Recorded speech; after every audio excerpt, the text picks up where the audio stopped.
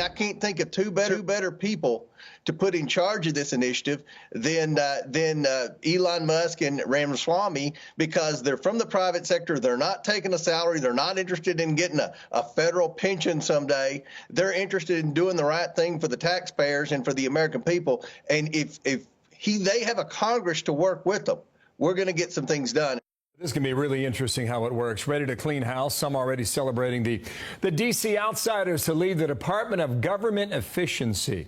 Elon Musk on X earlier today. I still can't believe Doge is real, but I think it's actually going to work. With us now, someone who knows the tech titan better than any of us. His mother is May Musk with a new book out called A Woman Makes a Plan.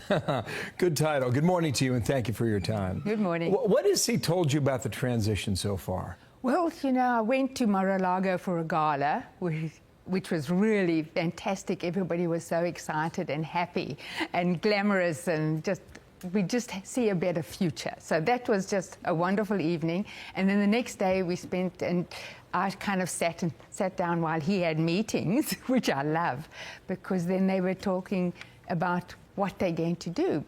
And Vivek was there too for some of the meetings. And I just sat listening, and I thought, well, I can't tell anybody what they're saying, except now it's all over X and all over the news. Yeah. So at least they're telling everybody. And they just can't believe how many buildings are empty, how many people don't go to work, how many people don't know their colleagues because they've never met them, they don't see them, they don't know what they're doing.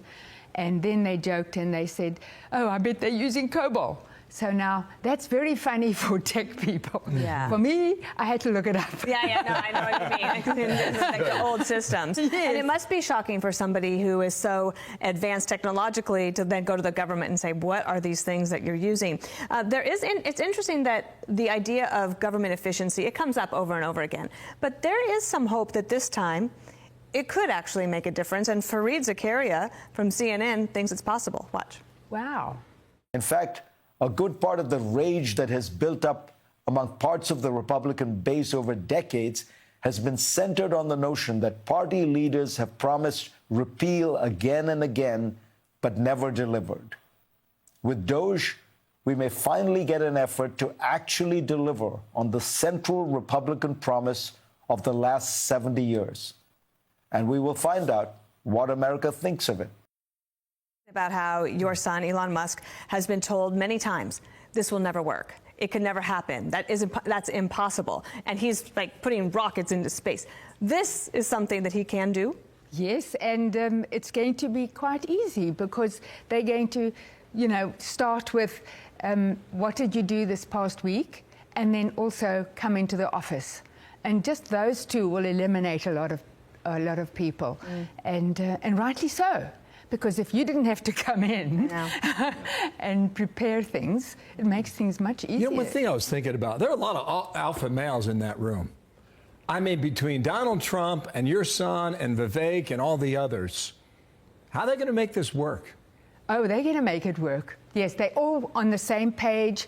There's a lot of women, of course, as well, that will be involved. And they all have the same goal to make America economically viable again, And Susie Wiles there is the chief of staff to make sure everybody stays on task. So your book is called A Woman Makes a Plan. And one of the things I saw you say is that you never planned to leave the Democratic Party, but they might have left you. Adam Schiff is a Democrat who just won, he's a congressman, I'm sure you probably know, now just won his Senate seat. Watch here what he says about blame. For too many millions of battleground voters, working people, they don't think we represent them.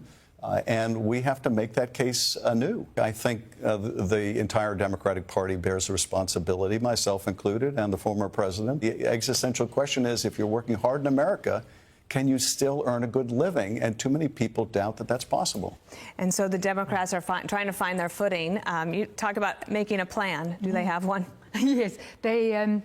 I don't know what kind of plan they can have because the media has to change and the politicians have to change and stop being mean and nasty and dishonest because, as I say, they used to always hate on Elon for 15 years, but I trusted them with the other news where they hated the Republican Party, they hated Fox News. And And then I realized, no, they are dishonest in all aspects. I've watched a lot of your interviews. You were a registered Democrat, right? I was, Okay. yes. And you called them malicious and dishonest. Yes. And then you said, they'd say Elon is terrible, and I'm thinking, why are they lying about Elon? Exactly. That was your change? Yes, that was, well, just that they actually made it even worse for him. And then I said, well, maybe they're lying about everybody else as well.